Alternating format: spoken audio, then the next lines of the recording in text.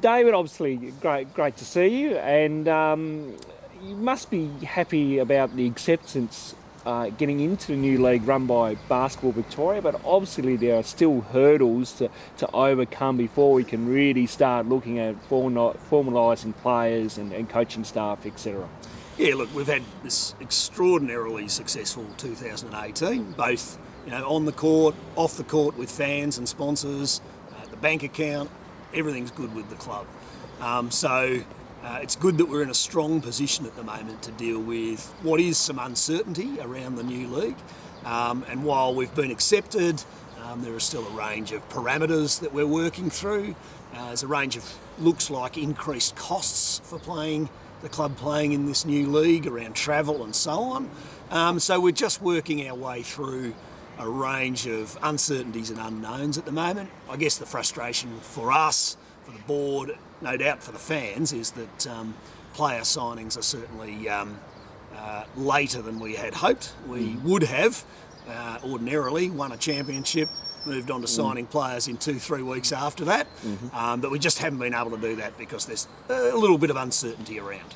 Spoke to Zach White over the weekend at the State League finals, and his comments were that great about the new league, but a fair bit of confusion between him and some of the players that he has spoken to. Is that similar to your previous answer? Yeah, look, the uncertainty about whether we were going to be in the league, accepted at all, was the first thing.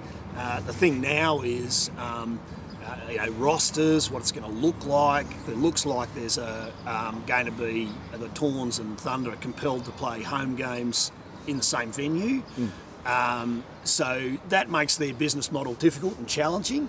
It also makes our model challenging because we're uncertain about what players are available, and it looks also like the market for players, the price has gone up significantly as well. I think there's a bit of a push in southeast Melbourne, obviously, for a lot of players wanting to play there, with the potential to play NBL with the new Phoenix club that's emerged.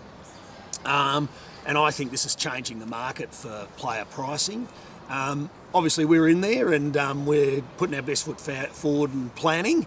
And we hope in the next couple of weeks we'll have some player announcements, but certainly, it's a couple of months after where we would like to be. The coaching arrangements for next year, there's my understanding is that I believe the women's position is still vacant and still open, and in the men's side of things, we're hearing rumours left, right, centre. So I'll ask you straight away: is Anthony Stewart still the coach of this current men's team? Well, currently Anthony Stewart is the head coach of the Hobart Chargers men's team. Obviously, there's a range of things that seem to be going on with the Huskies. I'm not really across all of those at the moment, but no doubt those guys will be making some announcements. Obviously, my interests, and I think the interests of all people in the Hobart Chargers, and certainly Anthony Stewart, are the interests of basketball in Tasmania, and particularly growing basketball in southern Tasmania. We've done a great job of that for the last couple of years, and no matter what happens in terms of the Chargers in the new league, or in terms of whatever the Huskies end up doing, that will be our main focus. We have gone through a process for the women's coaching position, opened up to an expression of interest. It's a strong field. There's a process going on, and we'll be making an announcement as soon as possible, but the process isn't concluded yet, so I can't make that announcement yet. The AGM is set for December 7th? 6th, wasn't it? December 6th, yeah. 6th, right, there we go. I believe members can attend and vote, but then, of course, if any new member wants to come and vote, there's obviously a link on our Facebook page, and go through the prompts to be a registered member to vote. Yeah, I'd encourage all fans to become registered members. Essentially, that registered membership gives you entitlement to vote.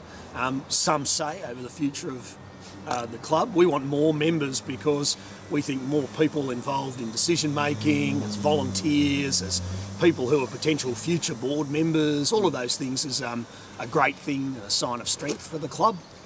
At this AGM, obviously we're presenting the end of year financial report, and I'm really pleased to say that the club's finances are probably in the strongest position they've been in 10 years, from what I can see. And certainly, having 2 huge games at the end of the season last year where we had 2,500, 3,500 crowds didn't hurt the end-of-year financials, of course. But again, there's some extra costs coming along for us in this new league. So one thing I'm absolutely committed to as president is never spending more than we earn, because that's where the club's got itself into trouble previously. So safe to say you will be running again for presidency of the club? I have put my hand up to be for election. Look, Ronnie, I've won and lost elections previously.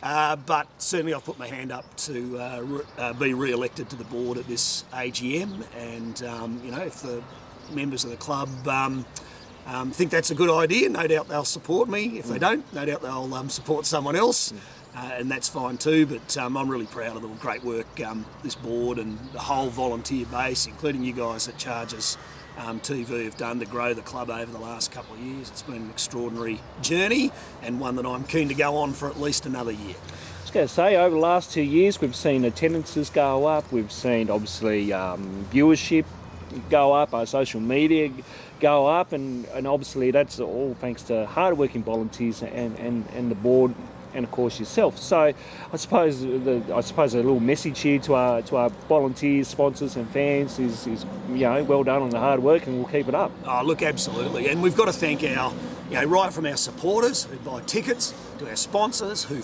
largely fund the club, to our huge volunteer army that just works day in, day out to put the teams on the floor.